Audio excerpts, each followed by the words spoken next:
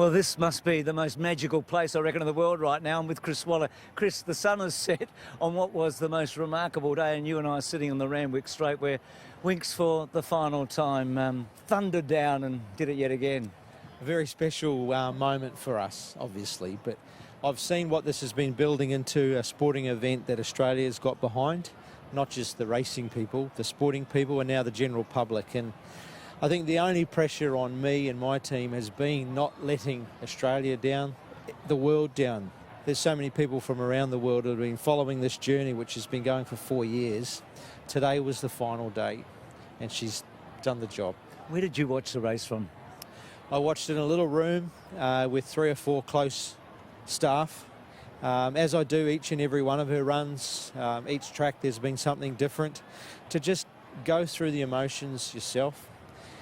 It's like watching your child have its first game of rugby. You're walking your daughter down the aisle. It's one of those very special moments when she races, and it's hard to explain the pressure in its own little way. In the scheme of life, it's not the end of the world if she gets beaten, but to let the public down, we feel she has to win. We don't overload her with the burden. We don't overwork her. She's not like the movies of the greats of yesteryear of Far Laps, where they work them hard, make the athlete out of the horse. She is what she is, and she does it all. She makes me look pretty good. She makes my team look very good, and it's just a great to be able to share her with so many people around Australia, around the world. Going into the homes, I'm sure there was people just as nervous as me. Now, we're all completely committed. We are. We do feel an ownership, and a lot of that's had to do with yourself and Huey, and the owners have been very generous, haven't they? After her first year of winning, we were starting to believe that, is this horse something really, really special? Yes, she'd just won a Queensland Oaks and Epsom. She'd won a Cox Plate. Cox Plates announce horses' arrivals. They don't normally be the first of 4. So after that first year, we soon learnt that this dear horse, our pet, is no longer our horse. She's the general public's horse. People like yourself, other great sporting stars that have won premierships, flags, Olympic medals, are humbled by Winx, humbled by the sport that brings so many people close together. On this racetrack today, it's absolute peace from every country around the world, all nationalities, religions, you name it. They come to watch racing. They came to watch Winx. And she's done the job, Bruce. Chris, I was out the front for the race, and the sea of blue and white, I was able to take it in. I just can't tell you how exciting it was. I've been around for a while. For you, is it a blur, or did you look around? Are your eyes wide open? I purposely kept it out of my mind because we had a job to do, and that was to stay the same as we've done all the way through. Not complicate things, look after this horse, make sure she comes home safely, respect the sport, and like any sport, the bounce of the ball can go against you. Put on a brave face if she gets beat. They were the things I was thinking about. It has been a blur. It's like your wedding day, or just something special that's happened in your life. It's one of those days, but that day's been for a while now, and it's come to an end.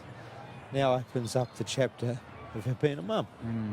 Which we're all going to be excited about. And your connection with her, Chris, I mean, do you feel you'll be able to stay close to her in the future? Yeah, I think so.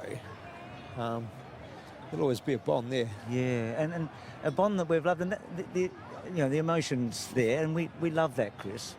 For you, it's uncontrollable, isn't it? Yeah, it is. It's not something you can prepare yourself for, and I'm a pretty tough customer. I can take a kick in the bum. But what she does, and what sport does to people, and we see guys cry when they win the flag, and we see guys cry when they get beat. We see girls do exactly the same thing, and that's what makes us as people. It's what makes sport. That's what makes Australia and New Zealand. We're different customers, but we're tough. We enjoy rugby, racing and beer, and we enjoy sporting heroes that we can idolise, which is why Huey and myself got into the game. And a great horse doesn't hurt the cause either. When you grew up, who did you think was the greatest horse Australia and New Zealand's ever seen? I thought it was Phar Lap. Now, New Zealand's had the Gloamings, Desert Golds, the main braces. When you were a young boy, who in your mind was the greatest thoroughbred that the two countries had together? I did cry watching Phar Lap, not just the first time, probably the 10th time. I think that would have got me pretty well hooked. But just hearing your parents talking about sporting greats, whether it be an All Black, a Wallaby, or your Dawn Frasers, and hearing about the Don Bradmans and meeting people that have been associated with Don Bradman. I know a couple of gentlemen that were successful cricketers, and hearing their story. Will it be years, do you think, or will it be months? I mean, when you sit back, when do you think you'll really get at what you've achieved? The next few weeks, it wouldn't have sunk in that Winx is retired. She could be spelling, couldn't she? Yeah. And we could say at any minute she can come back, but it won't happen. No, understand. Was there a temptation, Chris, always. through this last wonderful 4-run series? Was there a wavering? Was there a temptation? Yeah. And we've spoken. There were rumours that we were discussing Royal Ascot. We were discussing it, but it didn't get any more than a chat. It was never ever going to happen, but we discussed it. And was the 5th Cox Plate ever thought about? It's never been spoken about, apart from the general public, and they'd love to see it. But we've got to respect the animal. We've got to respect that she doesn't need to do any more. She's done absolutely everything she can. I'll reflect on the next Cox Plate, the Breakfast with the Stars, the Limelight. It'll be surrounding someone else. I'll be thinking that was us the last 4 years. I'll be thinking when they run the Winx Stakes that they've named after her a Group 1 race when it's won. That was her last year, and the year before, and the year before. Those will be the days you remember. But again, I touch on there's going to be a 4-legged foal that comes out of that tummy, and it'll be like seeing your own child. And it's something for all of us to look forward to. Sure is. So the story goes on. Today it was like it wasn't the full stop, it was the exclamation mark, because there's still another life, isn't there? It's not as good, it's not as powerful for us, but it's a connection, isn't it? Yeah, it sure is. And seeing a mare in the paddock, just enjoying life with her mates like us tonight, that's what being a horse is about.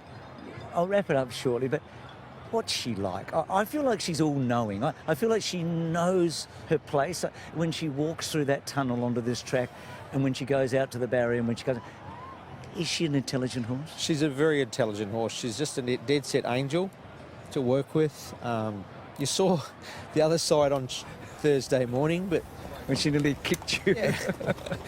But the truth be known, the rug on her back was irritating, and there's straps that we had behind her backside, and each time she was sort of kicking up, it was pinching it.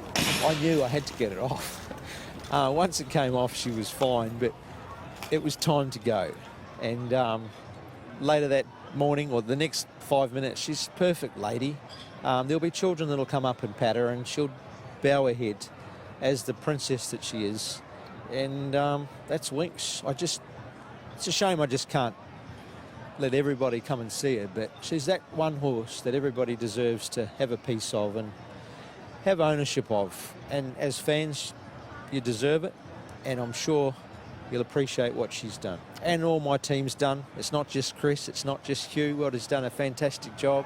How he gets her around that track safely, how he brings her out at the right time, how he keeps it contained in those starting barriers, how he gets us through the crowd when they roar on Cox Plate Day, Queen Elizabeth Day, her final race day.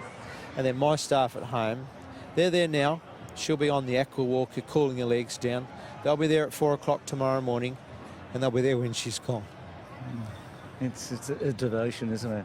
She's taken on all horses. You can argue for the rest of our lives that, yeah, she didn't go to Europe, she didn't go to America, she didn't go to Dubai, she didn't go to Hong Kong. But we chose longevity. We respected that she's a horse.